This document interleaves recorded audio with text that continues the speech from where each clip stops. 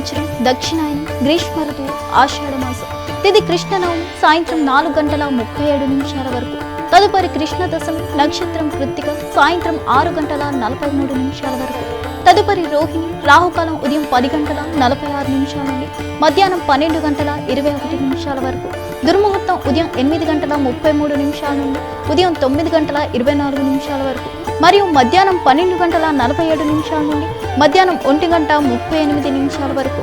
వర్జ్యం ఉదయం 7:28 నుండి ఉదయం 8:58 వరకు. అమృత ఘడియలు సాయంత్రం 4:28 నుండి సాయంత్రం 5:58 వరకు.